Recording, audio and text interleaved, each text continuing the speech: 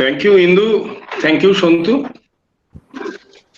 for your nice drive in this world scenario. When we are in COVID-19, our Department of Mathematics organize such type of academic endeavor for the better development of the students, scholars, participant, and researcher. First, I convey my gratitude our four eminent speaker and resource person of this webinar, Dr. Taposh Chatterjee, Dr. Anup Dikshit, Dr. Arpon Kobiraj, and Dr. Daniel Alvarez Geneva. I really very much grateful to you, four eminent speakers from different parts of this world and global scenario. I just say two things regarding this webinar. Number one, I firmly believe that this process, this drive, this workshop webinar must be benefit for us, for our student and new researcher. I just say another word. Within this scenario, our Department of Mathematics is really capable enough to organize such type of seminar. I think that in this crisis, when we are really school, college, university, student, researcher are really in trouble for their learning, for their resource mobilization, for their process of teaching, everything. In this scenario, our Department of Mathematics organize such type of activities. This is a matter of proud for our institution.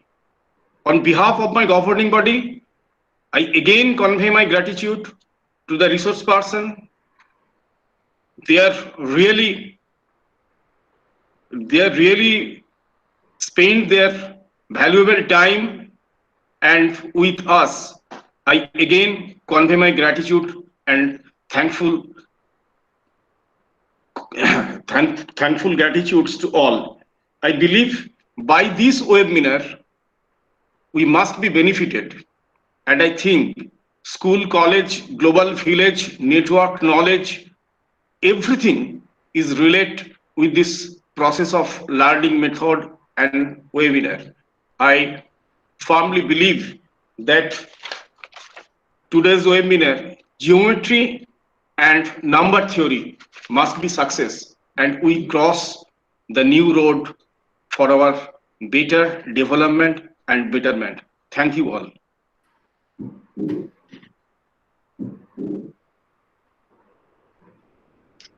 Thank you, Indu. Thank you very much, sir, for your very valuable and motivational speech. Thank you again.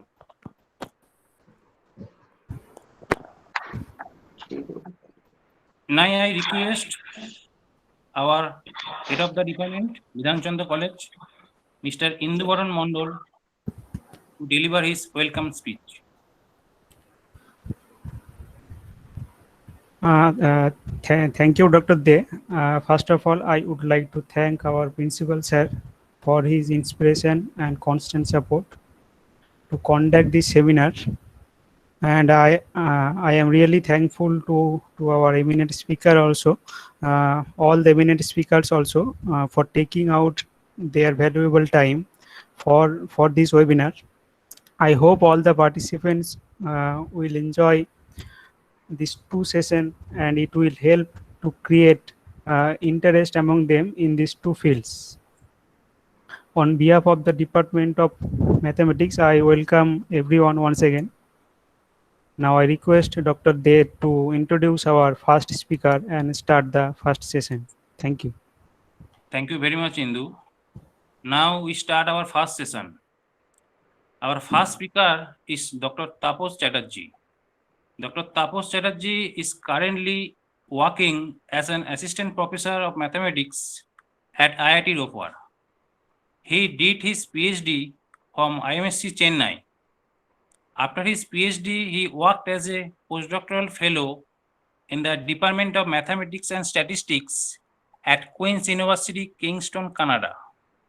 He was also a visiting researcher at the Institute of Computational and Experimental Research in Mathematics at Brown University, USA.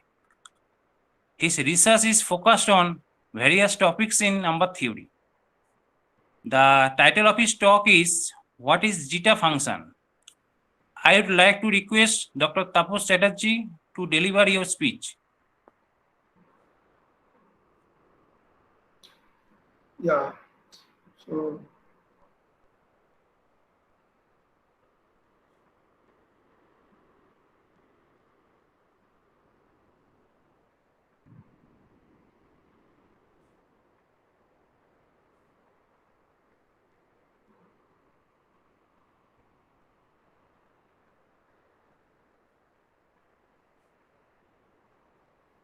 the share option is not coming right now.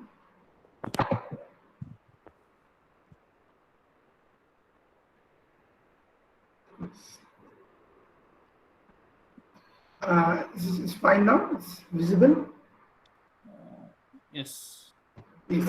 So yeah, so thank you, Dr. Santude and Vidhan Chandra College for the kind invitation.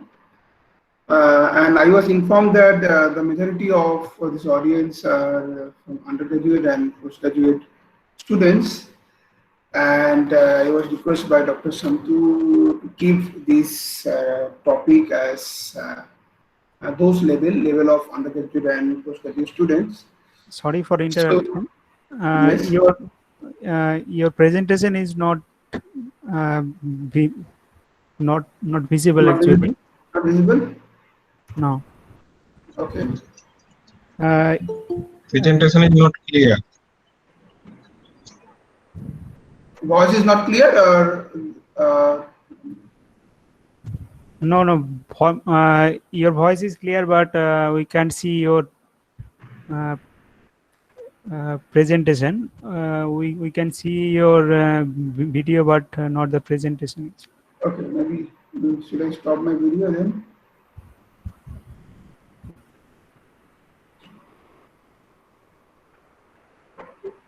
Yeah. Okay. It's fine now? Yes. Okay. So yes, so thank you. So I have tried to make it simple for the first half of the talk, and probably the later half I will speak on little bit of my research and some current research worldwide. Okay. So the title of my talk is What is a Zeta Function, and I am not going to speak on all the various types of zeta functions or all their different kind of properties. So I will be speaking on specific two types of zeta function. One is very famous and so-called Riemann zeta function, and another one is called Brouwer zeta function. Okay, and I'm also not going to speak on the various different properties. For example, there may be analytic two channel properties, and you may learn some of those from the second speaker, Dr. Anup. So I will be focusing on the arithmetic nature of special values of this kind of functions. So let me start with what is a Riemann zeta function. So let me start with this famous German mathematician, George Bernhard Riemann. So Riemann zeta function is defined by this kind of infinite sums. You take the natural number power s and then reciprocal it and then sum it on 1 to infinity. And to give a meaning of this kind of sum, you choose your s is a complex number with real power of s bigger than 1, where this function is absolutely convergent. Okay, so now remember during this 1850s, those time the main problem of this kind of series was whether this kind of series exists or not, like convergence, other issues are very important. Okay, so though Riemann was not the first person who actually started this kind of sums, For example, if we start with say is equal to 2 and you talk about 1 plus 1 upon 1 plus 1 by 1 2 to the power 2 plus 3 to the power 2, these kind of sums, and you would like to know whether these sums exist or not, the convergent or not, and what will be the values. So this kind of studies has been done before Riemann by another great Swiss mathematician named Leonhard Euler. So I will be speaking on him also a little bit.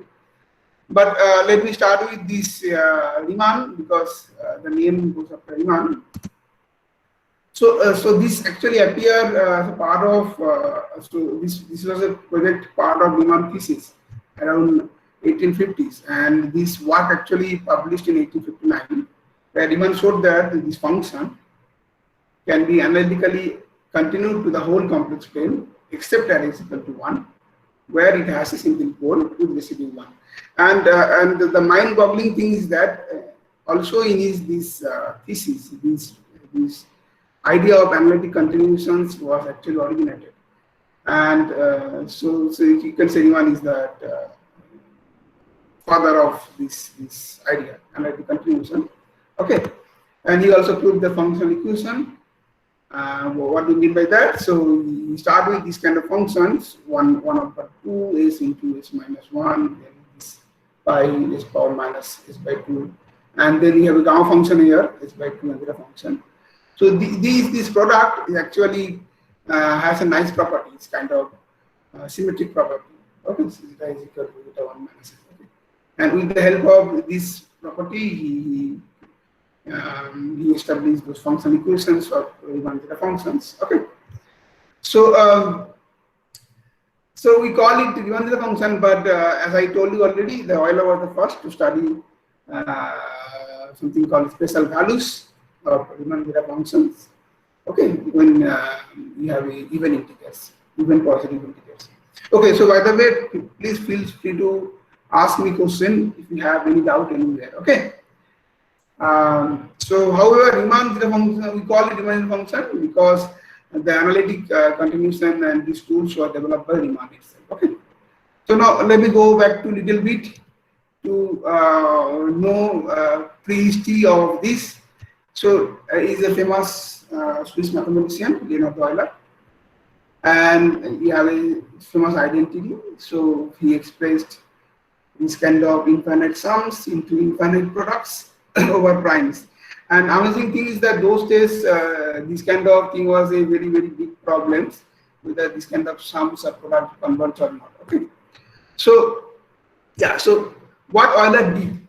So in 1731, Euler first proved that the sum 1 plus 1 over 2 square plus 1 over 3 square plus 4 square, this sum converges, and it converges to the number pi square per 6. Okay.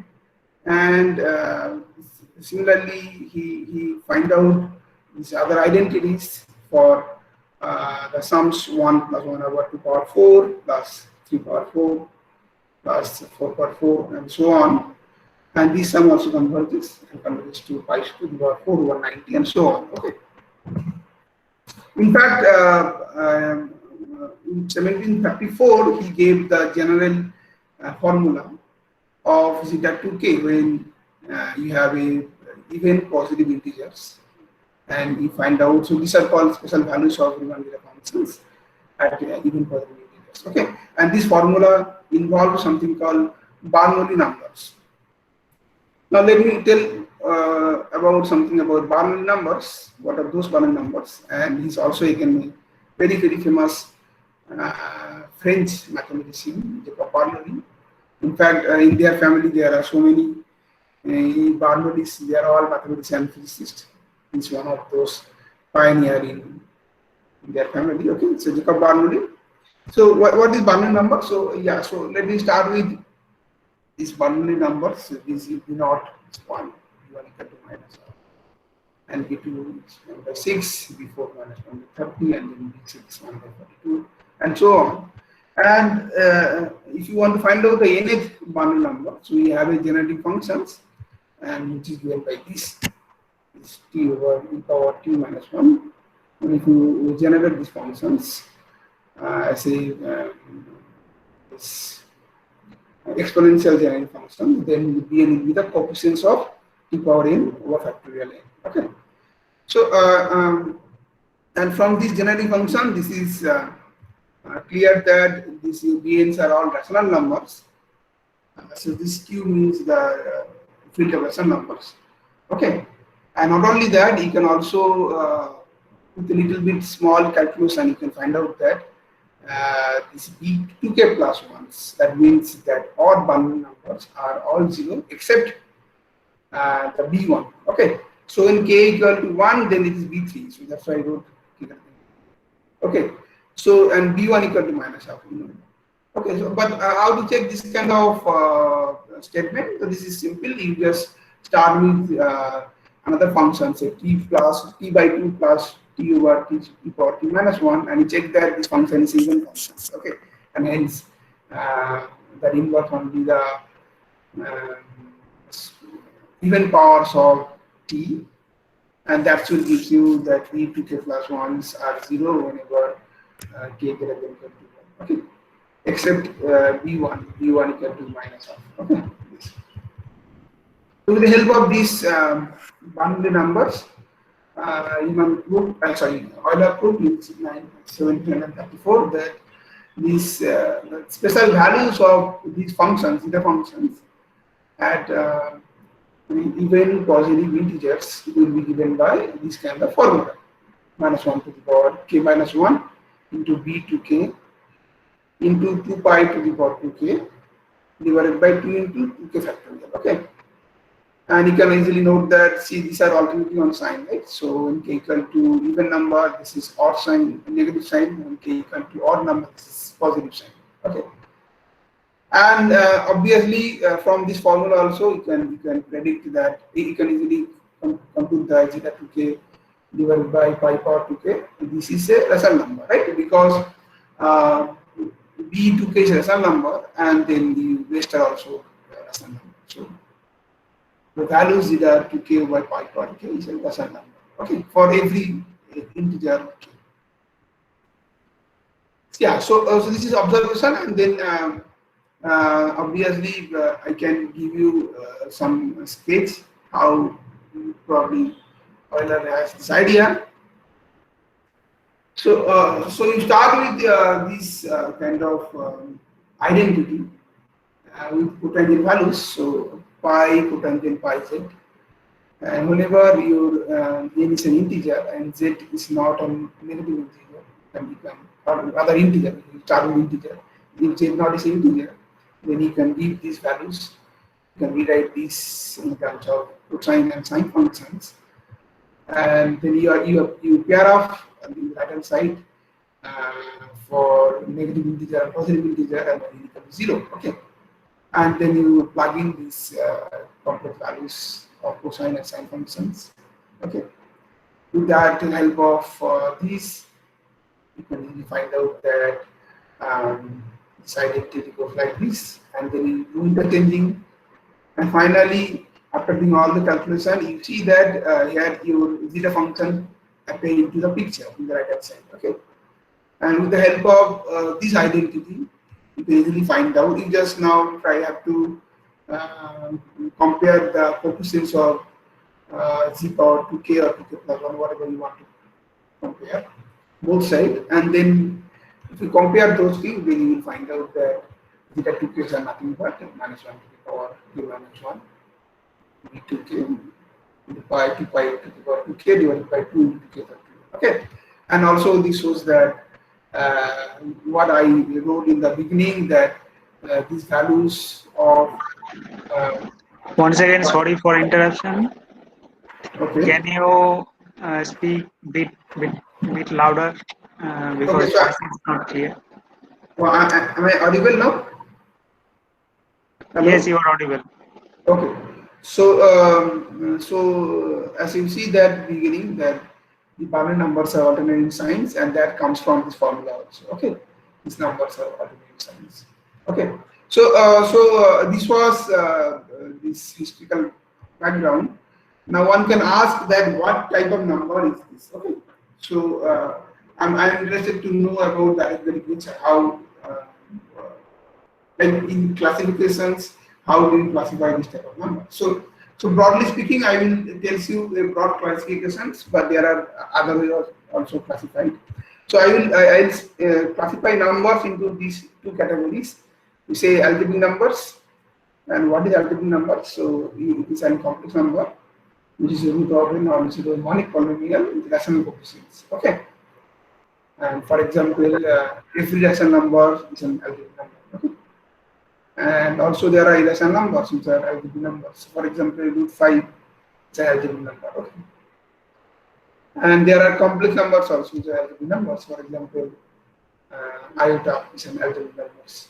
Okay, this is roots of x square plus 1, this polynomial. Okay.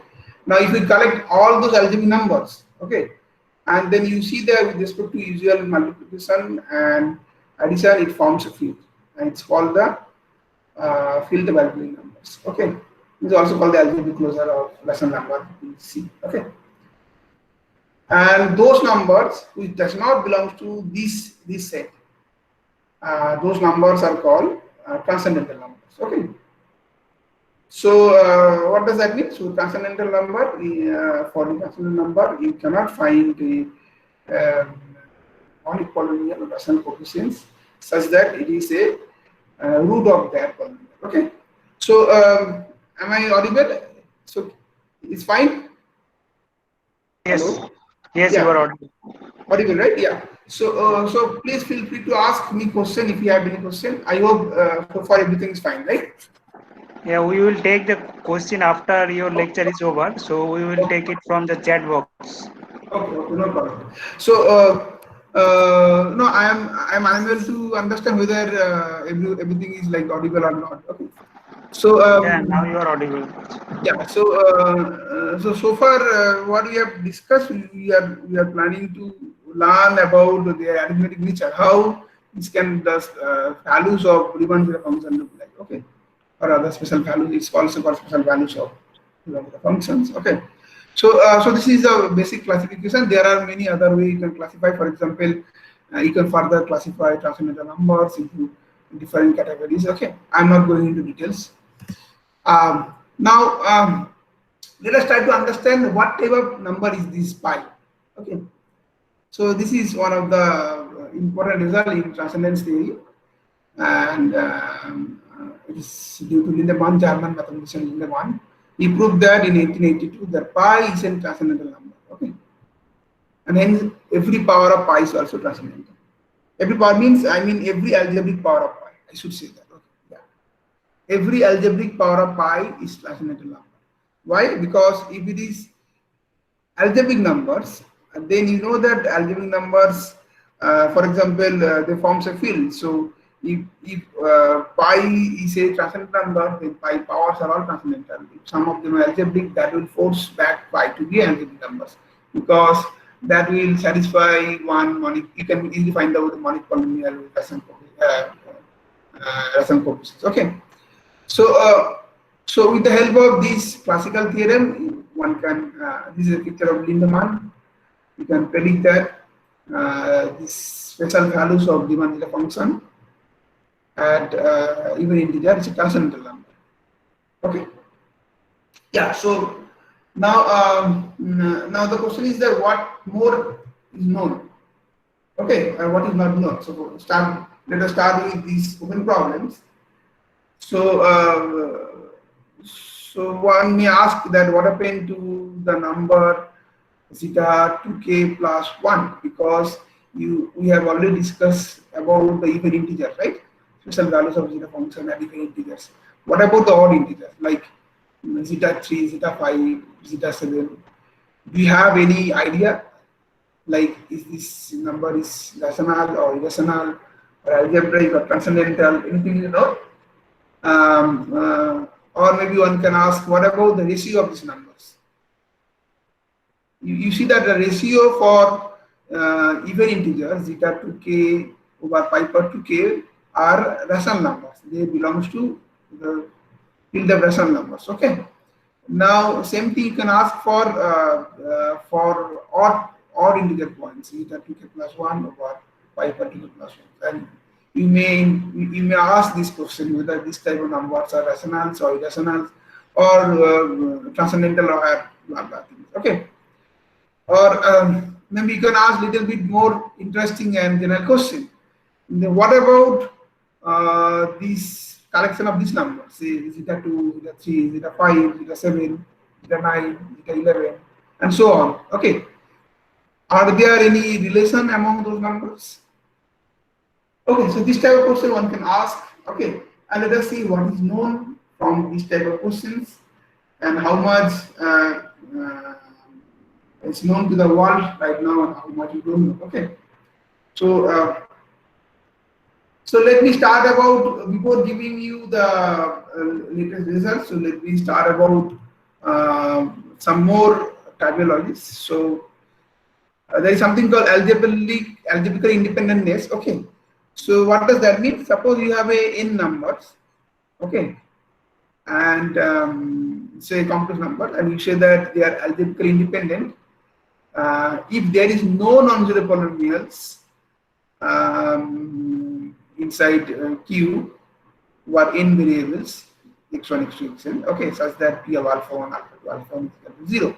So what does that mean? That means these numbers alpha 1, alpha 2, alpha simultaneously does not satisfy a non-zero polynomial over rationals. Okay, then these numbers are called algebraically independent numbers. Okay, and this is a Fogler conjecture that these numbers zeta 2, zeta 3, zeta 5, zeta 7, and so on. These numbers are algebraically independent. Okay, so this is a conjecture. Okay, I guess this was known before. Probably Zagier, John Zagier is the person who wrote it.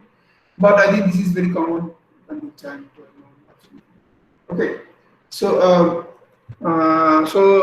if you assume this conjecture, then you can say that the numbers zeta 2k plus 1 or their ratios they are all transcendental number, right? So for example, if two numbers are algebraically independent, then both must be transcendental. And this is a simple check, because if you start with two numbers which are transcendental number, which are algebraically independent, then one cannot be algebraic numbers, because the moment one number is algebraic number, it satisfies one monic polynomial over Q, and that will give you the polynomials. Okay, so algebraically independent idea is stronger than the transcendence idea, right? So two numbers are algebraically independent means both are transcendental. But if two numbers are transcendental, that does not mean they are algebraically independent. For example, you start with say pi and pi square. Both are transcendental numbers, right? But they are not algebraically independent because they satisfy the monic polynomial x square minus y. Pi and pi square satisfy this monic polynomial. This polynomial over Q. You don't need monic here for algebraic independence. Yeah. So transcendence idea is not stronger. Algebraically independent idea is more stronger than the idea of transcendence. Clear? Now let us see what is known at odd values. Now it is known due to Appert, another French mathematician, that zeta 3, like 1 plus 1 over 2 cube plus 1 over 3 cube plus 1 over 4 cube, and this number, this will be 1.2 point something number. This is an irrational number. So what does that mean? That means you cannot write down this number in terms of a nice factor like p over q, where p and q are integers and they are co-prime, like related to prime to each other. Okay, you cannot write it down this number. Okay, so and this number is also called Appert's constant. Okay, so yeah, so once we know about zeta 3, so maybe we are now a little bit happy. We can ask what about zeta 5, like 1 plus 1 by 2 to the power 5 plus 1 by 3 to the power 5 plus 1 by 4 to the power 5 and so on. These sums converges to the number something 1.039. Do we have a similar result? Like, is this also irrational number or something like transcendental? Yeah. So answer is that we don't know. So we have no idea about whether zeta 5 is irrational or not, or zeta 7 is irrational or not, or zeta 9 is irrational or not. Okay, so we know about only for zeta 3. Yeah, but collectively as a set, we know something. So what do you know?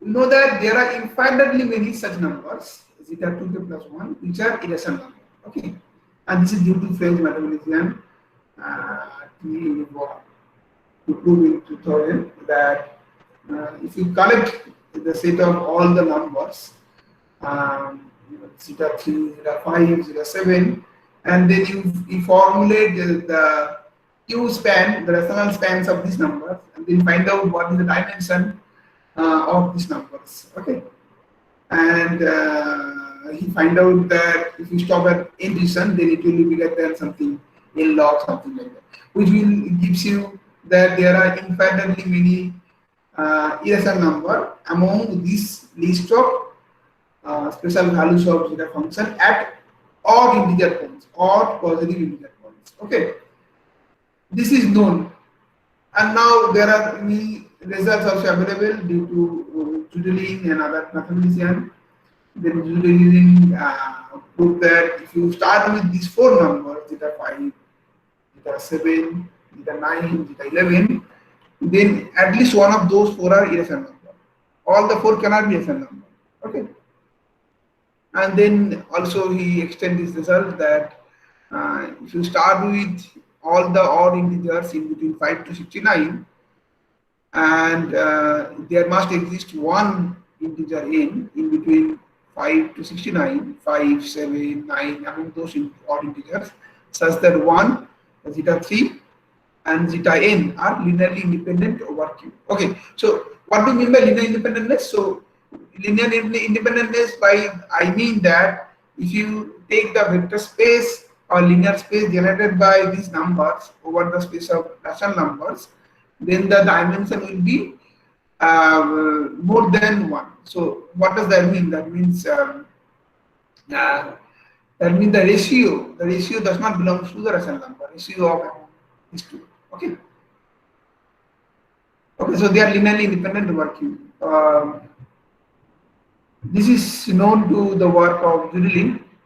Then again, this Fissler and Judelin prove that you can do actually a little better also. You start with now two random numbers. One is up to 139, and another one is up to 1969, and then you start with these four numbers, and they are linearly independent over rational numbers. Okay. And further, you can talk about the logarithm value also. Okay. Yeah. So by the way, let me tell you one thing. If you start with the algebraic number, say alpha, and you take the logarithm of that number, natural logarithm of this alpha, then this turns out to be a transcendental number. Okay. And these are simple theorem due to Wasser's, and then there are many people have developed these things. Okay. So this logarithm of algebraic numbers are transcendental numbers. But here they prove that not only that, 1 plus logarithm of 2 and zeta and zeta n, they are also linearly independent over Q. Okay.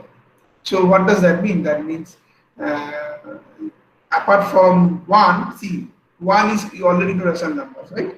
So that implies that apart from 1, this zeta log 2, log zeta n, zeta m, they are all irrational numbers. Okay. But log 2 is already transcendental, we know already, hence irrational. But you can find out two numbers, zeta n and zeta m, they are also irrational numbers. Okay, but these are all existential proof. You don't know exactly what type of n and m will work here. Okay, this is we don't know. Yeah, so yeah, so so far we just spoke only on special values of Riemann zeta functions.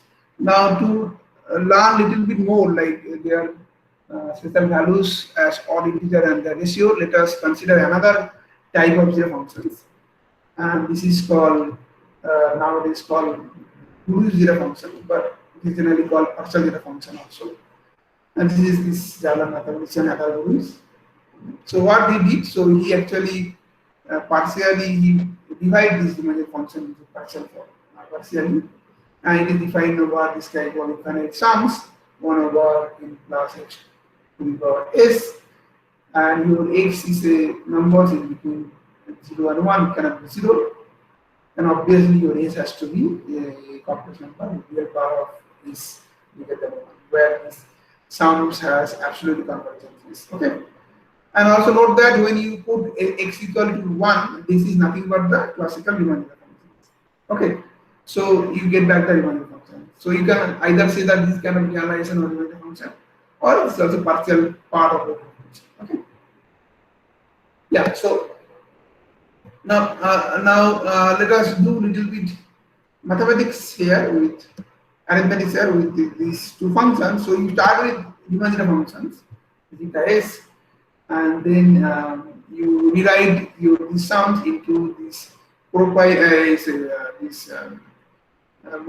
this modulo q n equal to a modulo q. This sum you can break down into this category, and with that, the help of that, you can write down, see your n will be common to a mod q. What does that mean? That means it will be of the type tq plus a.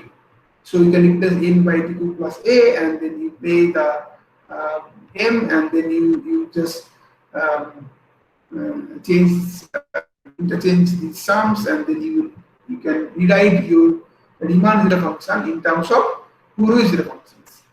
So that's why I was telling that it is kind of a parse of Riemann zeta function. So you can add up with that factor 1 by q power s, and then it will give you to Riemann zeta function. Okay. So yeah. So what does that mean? That means you can talk about that. To know about the special values of Riemann functions, maybe the special values of Hurwitz zeta functions help us. Okay, and here I am going to give you one very important conjecture, and this is So this is not the actual form. Chawla and Milnor. Chawla is H.T. Chawla, and Milnor is George Milnor, famous field medalist, and Chawla is famous Indian H.T. Chawla. Okay. So so Chawla has done something on analytic things, and then Milnor has conjecture, and that conjecture has some nice relation. Nowadays we call it Chawla-Milnor conjecture. And what does this conjecture says? So this conjecture says that if you start with integers k, q, then you know that there are pq many. So see, what is pq? Pq is the number of integers which are co-prime to q and less than q. So what does that mean? That means suppose you have, say, q equal to 10, and you want to know what is phi 10. So phi 10 is nothing but how many integers are there up to 10 which are co-prime. So co-prime means there is no common divisor except 1. Okay. So for example, for 10 you see that 1 obviously co-prime to 10, and then 2 is not co-prime because 2 is divisible by 2 and 10 is divisible by 2. 3 is co-prime, 4 is not co-prime, 5 is also not co-prime, 6 is also not co-prime, 7 is co-prime to 10, 8 is not co-prime to 10, 9 is co-prime to 10, 10 is not co-prime to 10. So there are only 4 numbers, right? 1, 3, 7 and 9. These 4 numbers are co-prime to 10. So we will say that phi of 10 equal to 4. Okay. So if you start with the number q, then there will be q many numbers which are co-prime to 10, and for these q many numbers, the special values of Hurwitz zeta function zeta k by q, they are linearly independent over Russian numbers. What does that mean? That means the dimension of these numbers. If you take the vector space generated by this number for q, then dimension will be phi q. Exactly. So this is the conjecture. Okay. So now let me elaborate it. So you start with, say, vk q, the q linear space generated by the numbers zeta k by q, with a is in between q and a is co-prime to q. Okay. Then Chawla-Milnor conjecture actually tells that assertion that the dimension, the q dimension of this vector space is nothing but the phi q. This is the conjecture actually. Okay. So now let me tell about little bit known result from this conjecture. So this was appears a work of Guru, Mukti and Roth. 2011, and they derive actually some lower bound of this space, this vector space. Okay, and they prove that the dimension is actually at least pq by 2. Okay, so we don't know whether dimension. The conjecture says the dimension has to be pq. We don't know whether it's actually pq or not, but the dimension is at least pq by 2. Okay, what is the advantage? I will tell you. Okay, and they also link that these numbers, zeta. What about what is my question earlier? That special values of the Riemann zeta functions at odd integers are divided by this pipe or this thing, this kind of normalizing factors, these numbers has a irrationality relation among with the help of this conjecture. They proved that. Okay, so in particular they proved that if the Chalabi conjecture is true for t equal to say 4, then it is going to solve the problem. So it proved that the irrationality of this kind of ratio for every d. So what does that mean? That means zeta 3 by pi power 3, zeta 5 by pi power 5, zeta 7 by pi power 7. All those ratios are irrational numbers. Okay.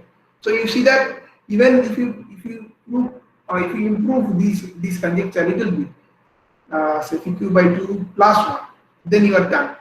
That will solve this your age-old problem, this the nature of this kind of functions. Okay, values.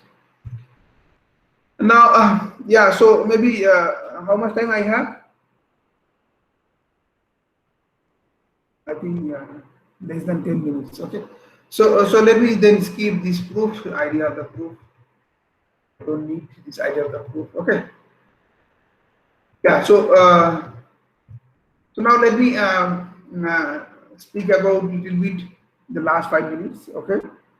So in 2012, what we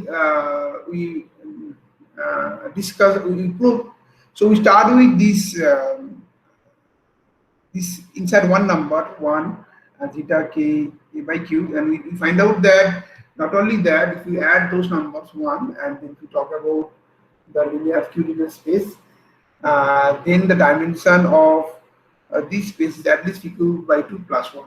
Okay, so what does that mean? That means you can insert 1, and those zeta values are actually, so pq by 2, those are linearly independent, at least those are linearly independent, and with 1 also they are linearly independent. Okay, so what does that mean? That means at least pq by 2 numbers are there which are irrational numbers. Okay, and one can also improve this dimension, and so you can also show that there is a theorem in that same paper that if we improve this dimension, this inequality by 1, so if you prove the dimension of this kind of space is pq by 2 plus 1 plus 1, then pq by 2 plus 2, then both zeta k for any odd integer, okay, and zeta k by pi power k, both are actually irrational numbers if we improve by 1 at least. Okay, and so this also solves this old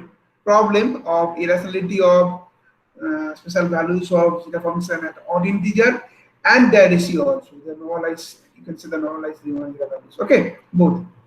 So so let me give an example. So if suppose you have you prove that okay, so we had is nothing but the vector space spanned by 1 and these special values of Hurwitz zeta functions. Okay, if you prove that Vk had 4q equal to 3, and that proves that because see, from my theorem it is clear that this is 2, but if you can have proof that this is 3, then that will gives you that the number zeta 3, zeta 5, zeta 7, zeta 11, all those special values of the function are odd integers and their ratios,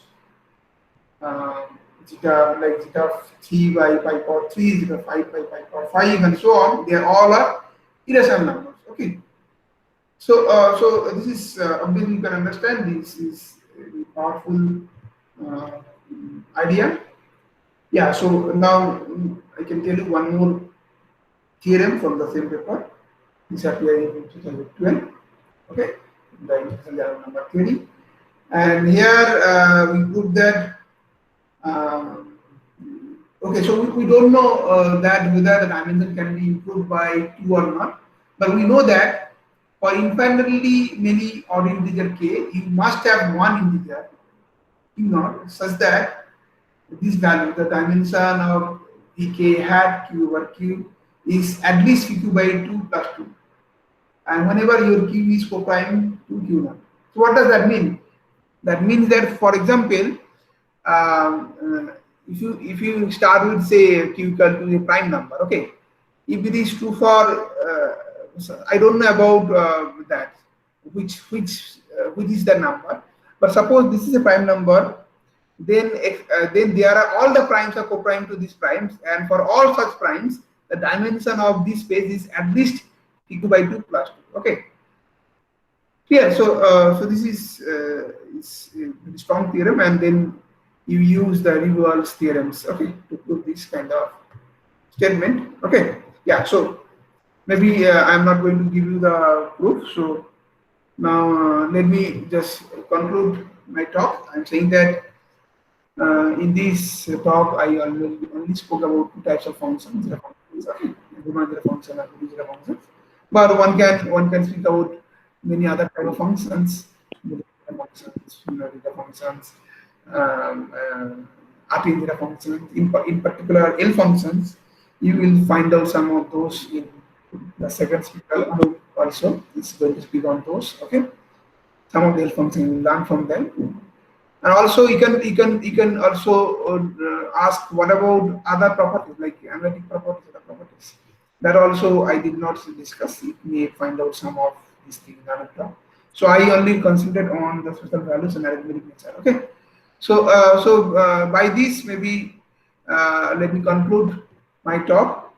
And so what is the open problem? Open problem is that right now we, except for zeta 3, we don't know exactly any other numbers or the ratios which are even irrational. Okay, we know as a set that out of this set 1 or 4 must some must be irrational. Okay, but for individual number we don't know, we don't have an idea. Okay, and those all theorems depend on some conjecture or some other statement. Okay, so yeah, so maybe yeah, so even these type of theorems are also depends.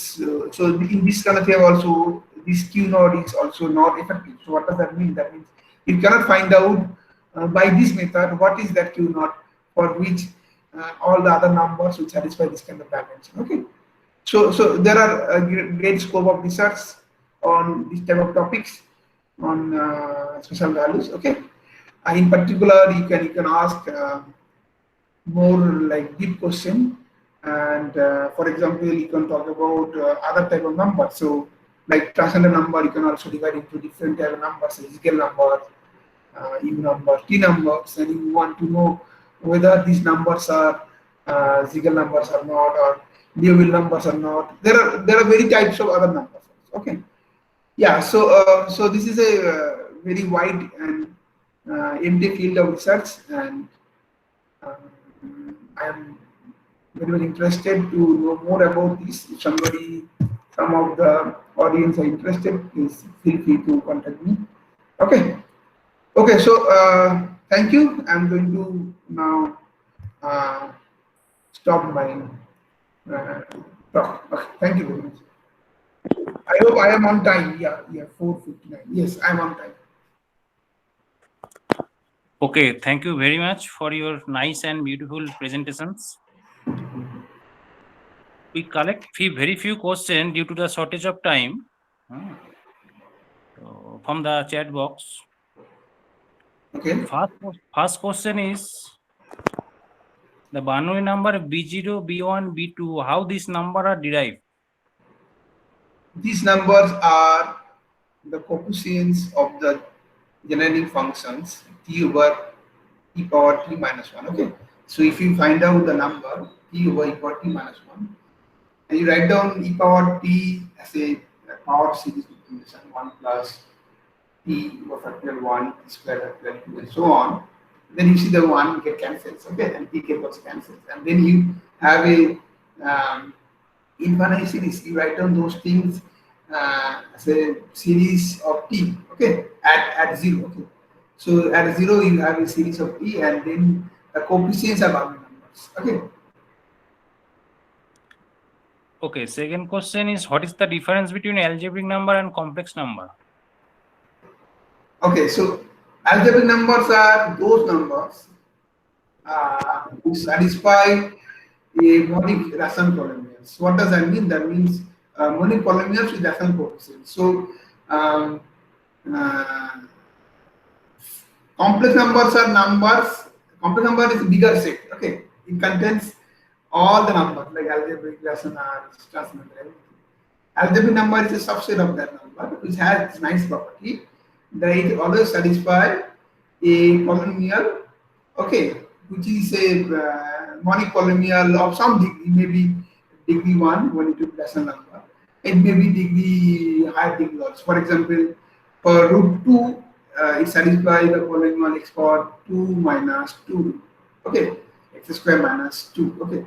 So root to satisfy these polynomials, degree 2 polynomials over some numbers. Okay. So so this is the algebraic number that in my definition. Okay, let me again tell you the definition. Share you the definition again. It will be helpful to you guys. Okay. Yeah. Third So question. so can you see it right now also? Zeta 2, Zeta 3, Zeta 5, and so on, Zeta 2k plus 1, how would they set as algebraically independent numbers? This is a conjecture. This is a conjecture. Okay. So this is a formula conjecture that probably they are algebraically independent. They are algebraic numbers. No. They are not. I don't know they are algebraic or not. Okay. Okay. The Okay. last question is e to the power pi is transcendental or irrational? E to the power pi is transcendental or irrational. Okay. I think it is known that pi and e power pi are algebraically independent. Okay. If we are work of Mr. M. So probably yeah, I think this is right. Yeah, and that theorem tells you that e power pi is a transcendental number. If e power pi and pi are algebraically independent, then both are transcendental. That means. Okay. Thank you very much, Dr. Tapos Chatterjee, for your very nice presentation. Okay, so yeah, so I may need to leave because I have another meeting. Okay, with these Okay. Thank with you. these scholars. Okay, so thank you for the invitation, and I wish a great success for this kind of activities. Okay, so Okay. thank you. Okay. Thank you. Now I request my colleague and the senior most of our department, Mr. Abhijit Kunar, to introduce the second speaker. Thank you, Santu. Our second resource person is Dr. Anup Dixit. He is currently an Inspired Faculty Fellow at CMI, Chennai Mathematical Institute, India. Formerly, he was a Coleman Postdoctorate Fellow at Queen's University, Canada. He completed his PhD from Department of Mathematics at University of Toronto.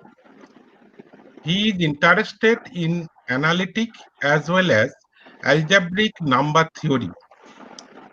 The title of his talk is On the Value Distribution of L Functions. I would like to request Dr. Anup Dixit to deliver his speech. Thank you very much. Let me just try to start my presentation. Okay.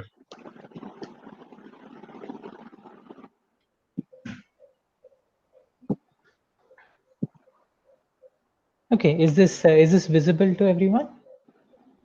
Yes. Okay, thank you very much.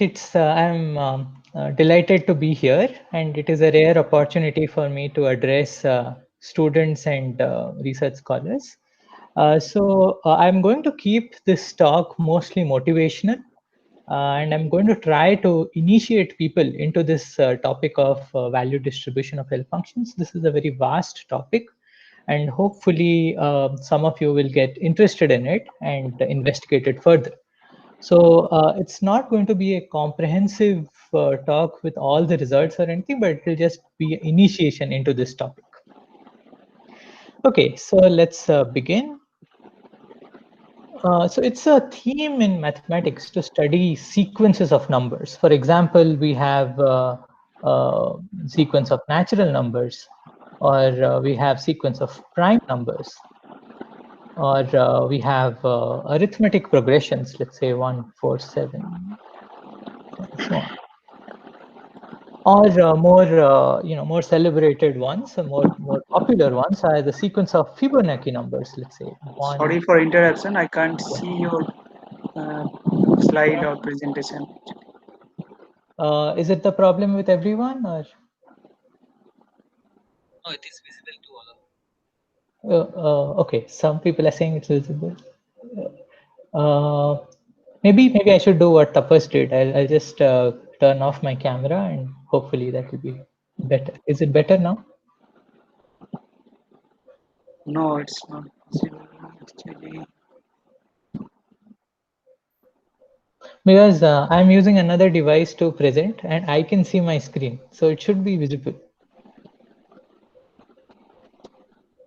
You can turn on your video actually. So actually, I can see everything, the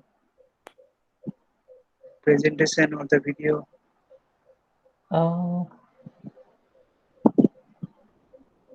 Yes, it is fine now. It's visible. Okay, yeah. So some people are saying it's visible. So maybe you can refresh. Okay. Yeah. It's visible. Okay. Okay. It is visible. You can continue. Okay, excellent.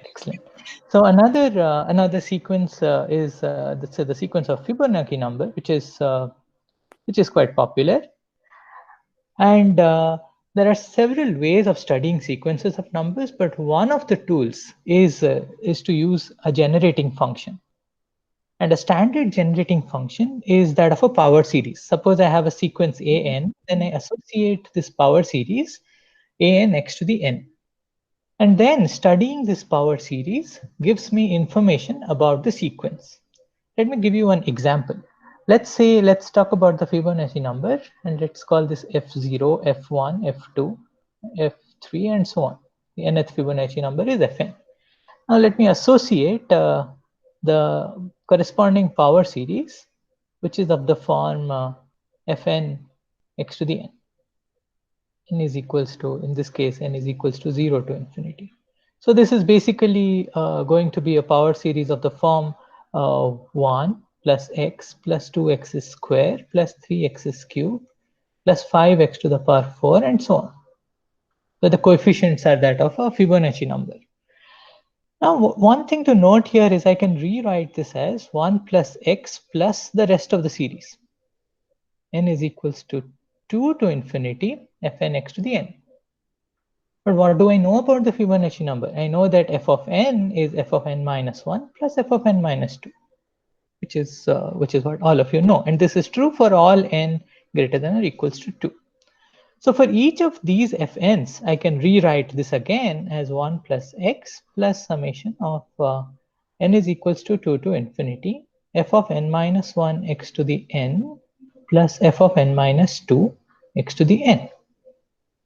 So I can rearrange it and rewrite it in the following way. Let's say this is equals to 1 plus x plus, now this becomes x times summation of n is equals to 2 to infinity f of n minus 1 times x minus x to the n minus 1.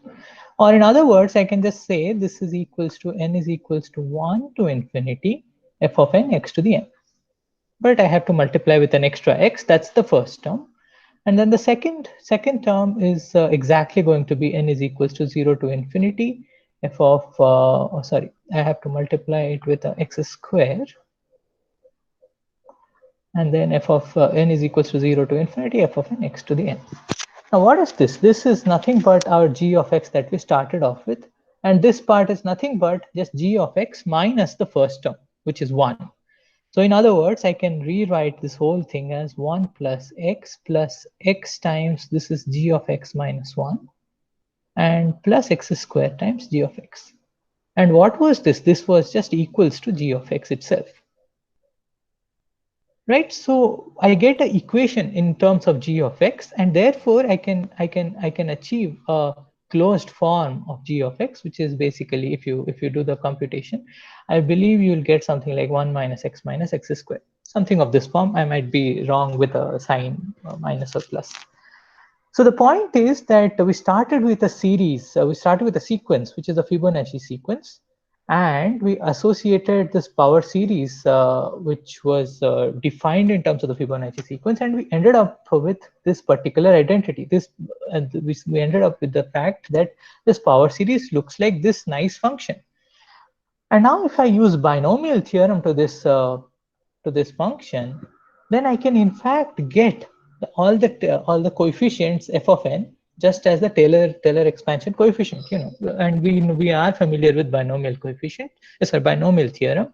And applying binomial theorem, you can in fact get that f of n looks like something like 1 over root 5, 1 plus root 5 over 2 to the n, minus 1 over root 5, 1 minus root 5 over 2 to the n. Again, I might be off by a sign, but you will get an expression for this sequence. So the nth Fibonacci number looks exactly like this. And all this was achieved through the tool of a power series. So this kind of a generating function, where I create a function using a sequence of numbers, is one of the tools which is used to study the sequence itself.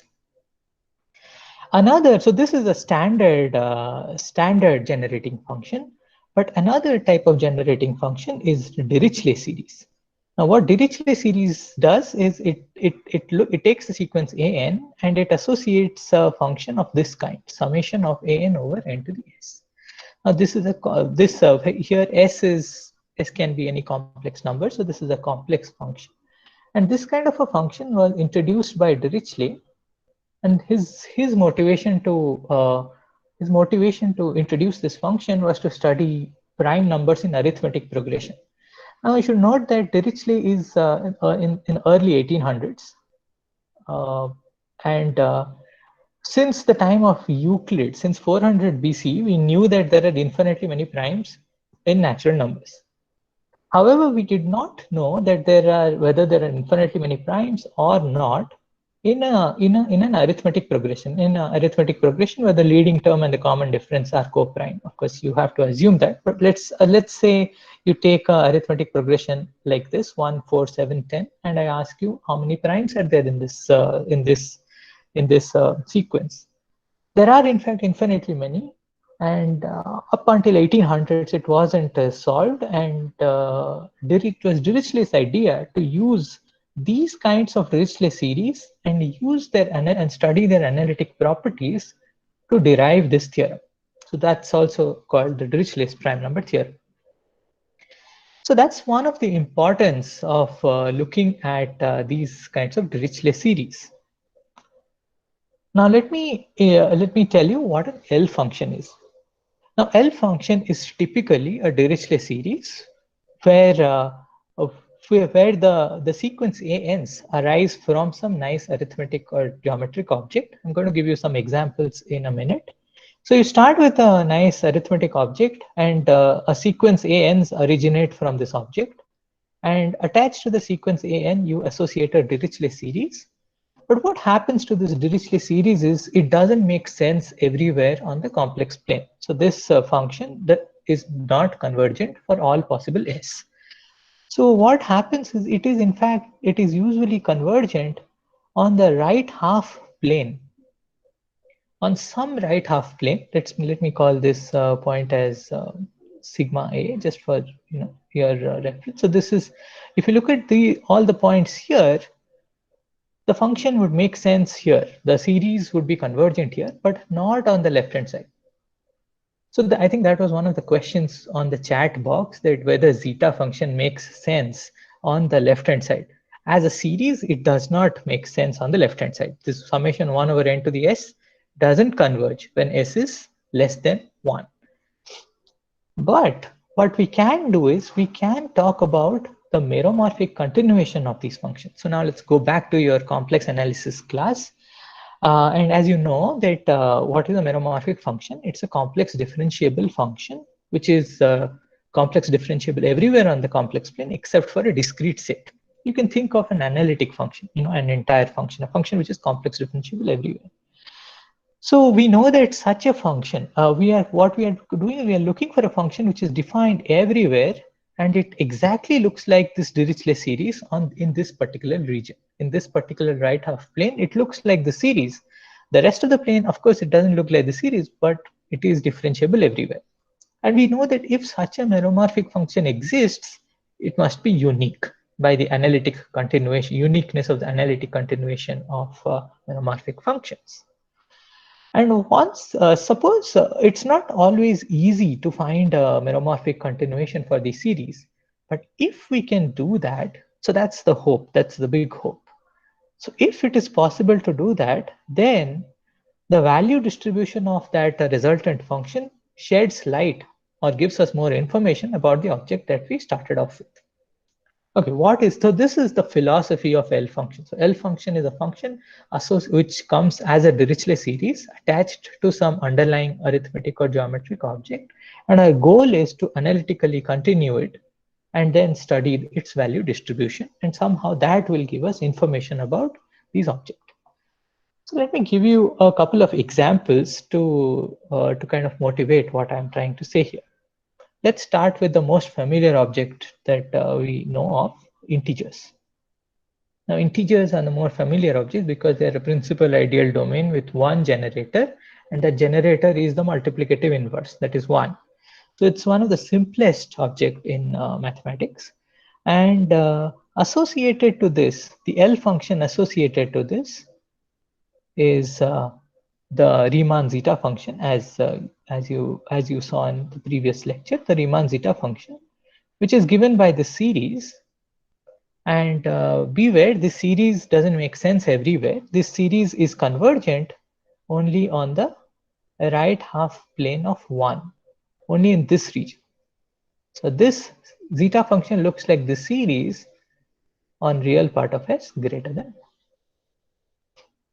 Now what we do is we try to analytically continue it, which is possible. One can continue it analytically. So there is a function, namely the zeta function, which does not look like the series over here, but it looks like the series in this part. Does not look like the series in this part. However, there is a function, which is a meromorphic function, which makes sense everywhere and looks like the series over here. So now what we will be doing is we will be trying to study the zero distribution of this function zeta s. Now it turns out that in this particular, a couple of easy observations. One thing to note is in this region where real part of s is greater than 1, summation of 1 over n to the s can also be written as the product of 1 minus 1 over p to the s inverse, where p runs over all primes. Now this is a very easy observation. This is another way of saying that every natural number can be uniquely factorized into prime numbers. Because if you write down the sequence 1 plus 1 over p plus 1 over p square and so on, and look at the product, they are all geometric series, and this is the product that you look at their sum. This is the sum that you will get, and the product of that is going to give you all natural numbers which are over here. So this equality is valid on real part of s greater than 1 in this particular half plane. But what we know about this product is each of these factors is non-zero on this half plane. And therefore, because each of the factors is non-zero, the product is also going to be non-zero, and therefore this particular series is non-zero in this region. Okay, in this half plane, this particular series is non-zero. However, what happens is that this zeta function also comes equipped with a nice functional equation. That is something that I will address a little later.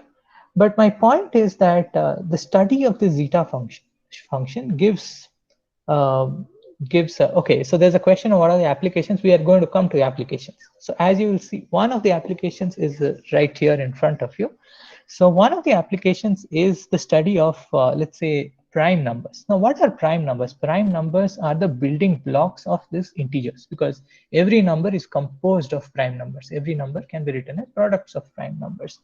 So let me look at this particular set and try to count how many prime numbers are there up to x, where x is a large number. Let's say p is prime. So let's say we look at 1,000,000 and I want to know how many primes are there less than 1,000,000, or let's say, you know, 1,000,000,000 or something like that, some very large number, and you want to know how many primes are there up to that. Now it turns out that this is the number of such numbers is almost like x over log x. Okay, so if I ask you how many prime numbers are there less than 1,000,000, it's going to be 1,000,000 divided by log of 1,000,000, approximately that, with a small with some error term. And this is called the prime number theorem. Of course, prime number theorem is a little more, I mean, this is a one word, this is a vague version of a prime number. Prime number theorem is a little more concrete than this.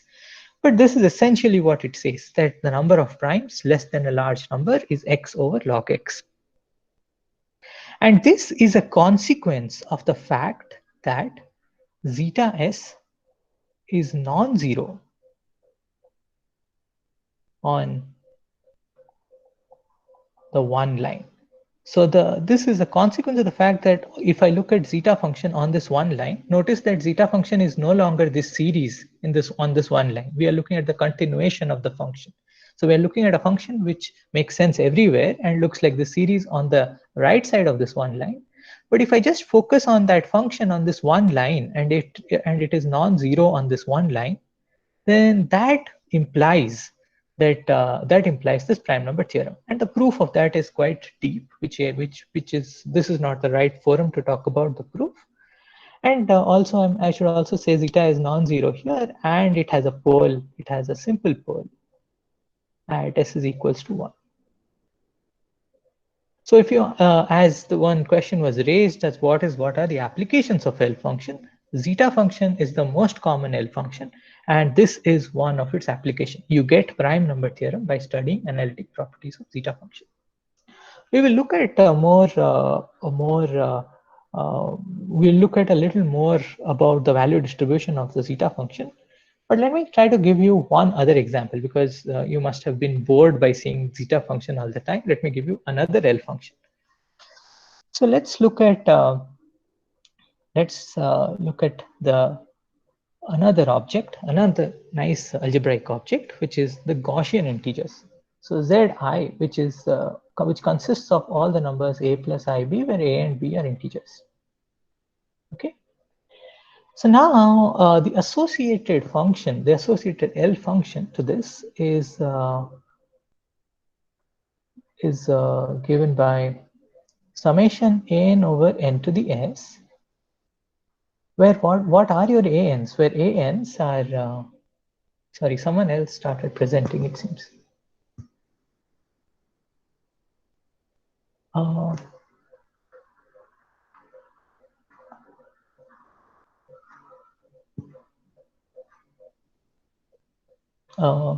Is it okay? I thought someone else started presenting. Yeah, okay.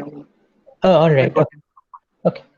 So here, so we are now looking at another object, which are the Gaussian integers, and the associated L function to this particular object. So this is also a PID. If you remember your algebra course, this is also a principal ideal domain. This is a nice ring, and it is in fact a Euclidean domain, and all the GCD and everything is well defined. So it's a very nice ring to play with. And the associated L function to this ring is summation. This is the Dirichlet series, summation n over n to the s, where ans are the number of the number of Gaussian integers such that their norm is equals to n. Now, what is the norm? Norm is just another way of saying the size of a plus ib. And in this case, size of a plus ib. So the question is, are L functions always associated to PIDs? No, that is not true. They're more general, but to work with PIDs is kind of easy as giving examples.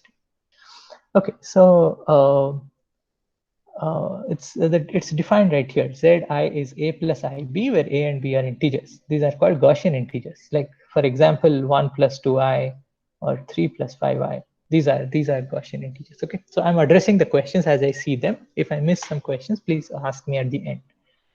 Okay, so here if you look at so here a_n's had the number of Gaussian integers a plus ib, where the norm is equals to n. Now, what is a norm? Norm is something which captures the size of these numbers. Now, the size of a plus ib is precisely given by a plus ib times a minus ib.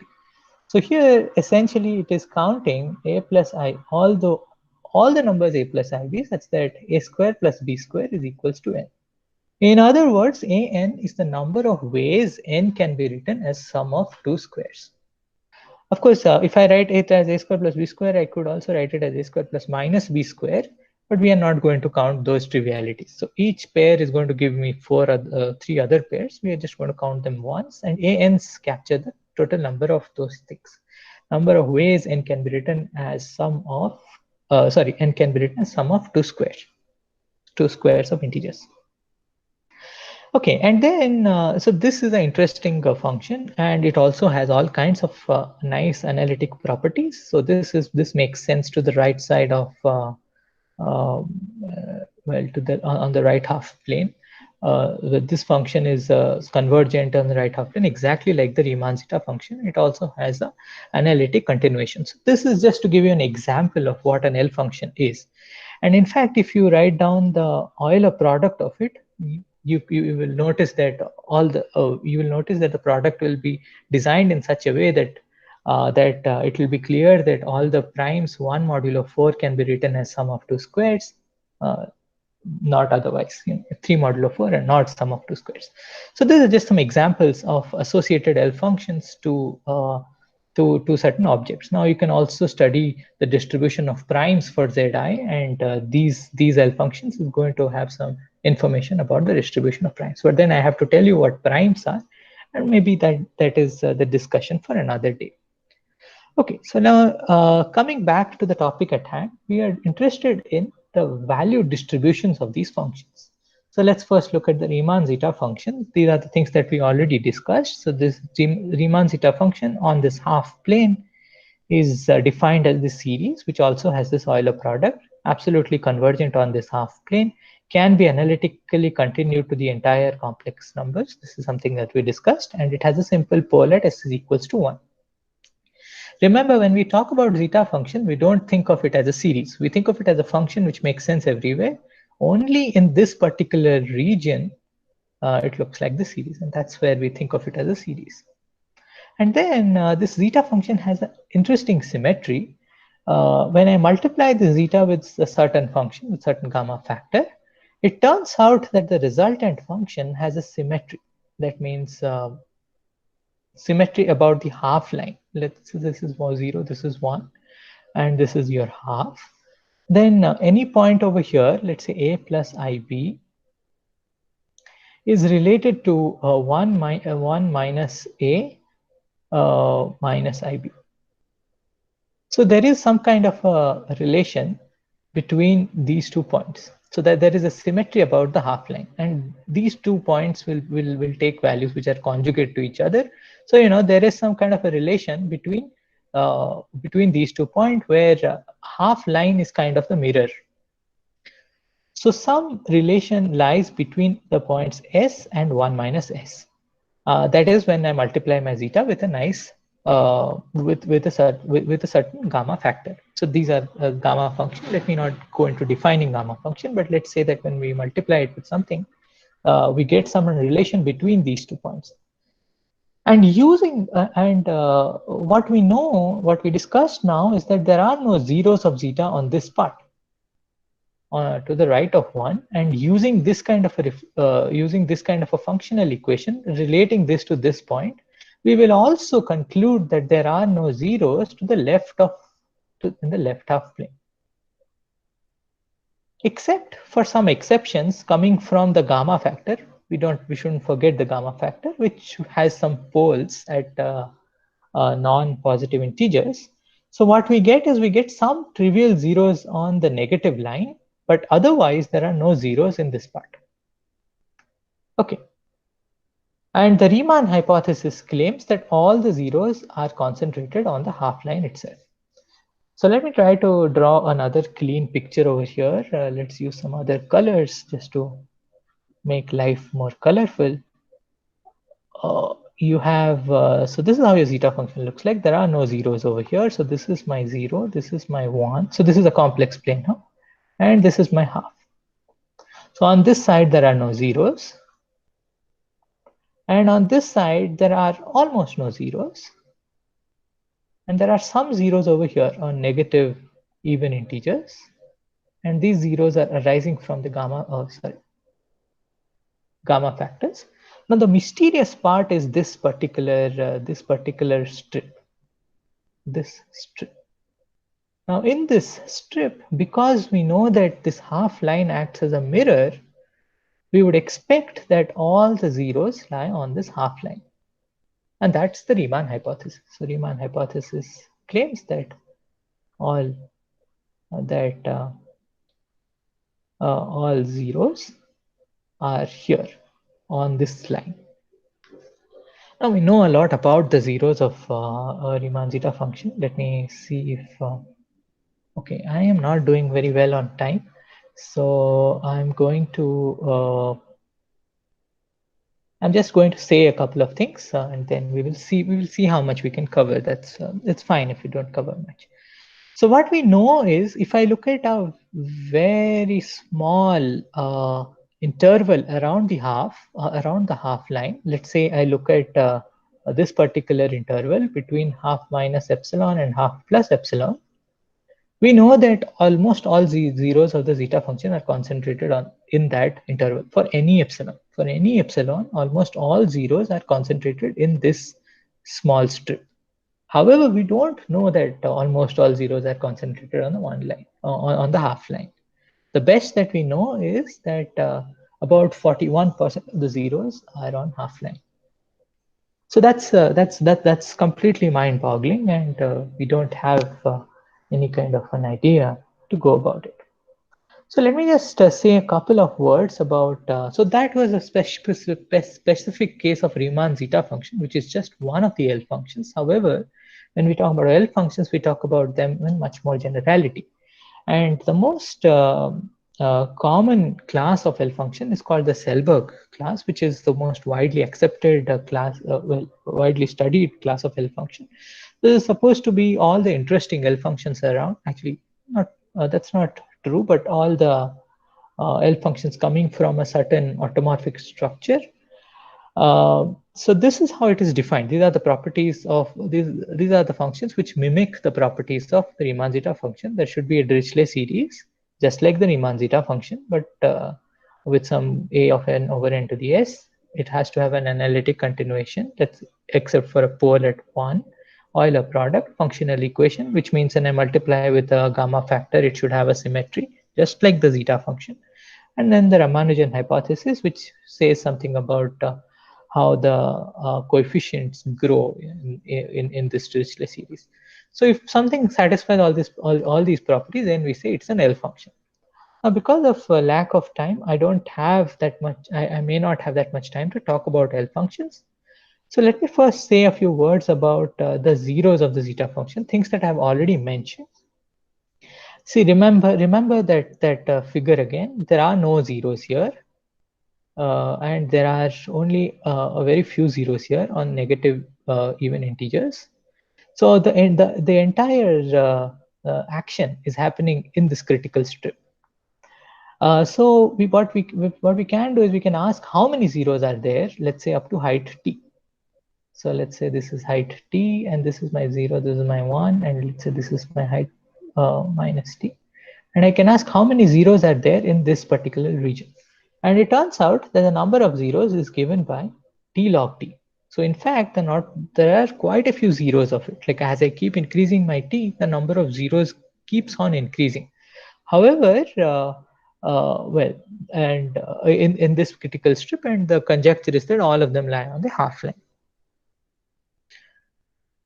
Okay, so as I mentioned earlier, all the zeros are concentrated around the half line, and that's the result of Bohr and Landau. And then it was Hardy, G.H. Hardy. You might have heard the name from his relations to Ramanujan. He is the one who showed that there are infinitely many zeros on the half line. And then Selberg showed that a positive proportion of them is on the half line, and the best known is about 41% of the zeros is on the half line. And I should mention that the more we know about the zeros of zeta function, the more we know about the prime distribution in integers, the distribution of primes in integers. Like more information that we have here somehow translates to more information over there. So there is a relation over there. Okay. So let me, in the last 10 minutes that I have, let me just allude to one particular result, which hopefully would be interesting for all of you. So another point is that are the zeros special, or does zeta function take other values also with that much, with that similar frequency?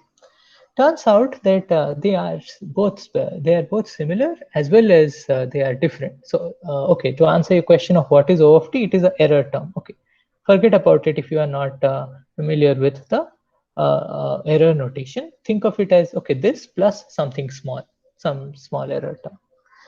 Okay, so here's the thing. As I mentioned earlier, for the zeros, so the number of zeros in this strip up to height t is given by some constant times t log t, and the same is true for any other value as well. Like if I, instead of 0, if I ask how often is zeta of s is equals to 3, that also is like the number of times it takes value 3 in that critical strip up to height t is again going to be exactly a constant times t log t with the exact same frequency. So in this respect, 0 is nothing special. 0 is behaves exactly the same as any other number, any other complex number. However, 0 is special in this particular regard. If I look at the zeta function, I know that there are no zeros in this region, right? However, if I look at a small, strip here, so let's say this is 0, this is 1. In any small strip, however small strip I take, zeta function takes any other values other than 0. I know that it doesn't take value 0 over here because it doesn't take value 0 onto the right of 1, but it takes every other value infinitely often in this particular region. So this is how 0 is special, and this is how 0 is not special. So there are both. You can make a case for both. All right. So these points are called a value. So if I look at zeta of s is equals to 3, and I ask you what are all the points where it takes value 3, those are called the 3 values of zeta function. And similarly, one can talk about a values of a function. Let's first talk about a values of a meromorphic function in general. So for a general function, I can talk about the a values in 2 different ways. One is counting multiplicity and the other is ignoring multiplicity. For example, if I look at a function x square minus 1, and I ask you where does this function take value? With what?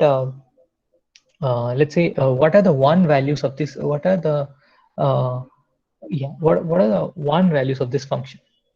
So, or maybe x square plus 1, and I can ask you what are the 1 values of this function? So this function takes value 1 when at 0, right? So its 1 value is 0, because when x is equals to 0, f of x is equals to 1.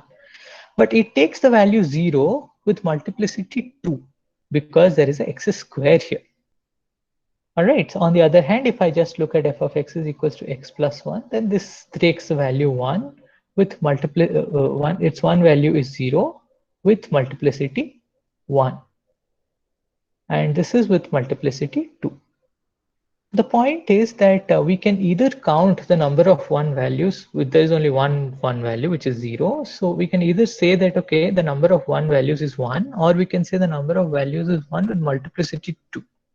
So that's two different ways of counting a particular a value of a function. Now it's okay. Let me just directly go to the question at hand. Before talking about, maybe I'll just quickly review it. So the question is, how many values can two meromorphic functions share? So what does that mean? That means if I look at two different functions, let's say functions e to the x, let's say e to the x, and some other function, let's say x is cubed plus 3. So this is a polynomial, this is exponential function. Both are perfectly nice functions. I can ask how many values can they share? Like if I look at the zero values of, like, this doesn't have any zero value, but if I look at where all it takes a certain value, let's say where all it takes value 1, it takes value 1 when x is equals to 0, and this also would take 1 at some different point. So that will be the one value of this function. So if I can ask this question, that how if I give you two functions and I tell you that they share a couple of values, can you tell me what is the relation between those functions? So this is a famous question in Nevel-Lina theory, which is just a theory on complex functions, and it asserts that it proves that if two different meromorphic functions share 5 distinct values, then they must be the same. And this is this is ignoring multiplicity, and with counting multiplicity, if they share 4 distinct values, then they are almost the same. One is a Mobius transform of the other. Okay, I discussed this counting and ignoring multiplicity in the previous thing, but don't worry about it. The point is that if two functions share certain values, then you can actually say that sometimes you can say that they are the same. So if you have, well, you can maybe go and look these things up. They are all very clearly available on Wikipedia if you may. So the question is, can two L functions, how many values can two L functions share? So something to keep in mind is L functions are much more special functions than general meromorphic functions. They're not some general analytic or meromorphic functions. They are some very special functions coming with certain structure, certain symmetry, certain Dirichlet series, and so on. So because of that speciality, one can in fact show that if two L functions share one value, then they must be the same. Like, in other words, if I tell you that the zeta function and some other L function have the zeros at exactly the same points, then that other function must be the same as the zeta function. So that's the beauty of this. I mean, they cannot have, they cannot, they cannot take one particular value and the same points.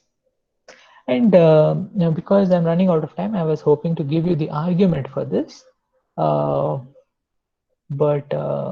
maybe I will skip that. Okay. So then this was this was first noticed by the Murthy brothers, and then some improvement on it when you ignore multiplicity.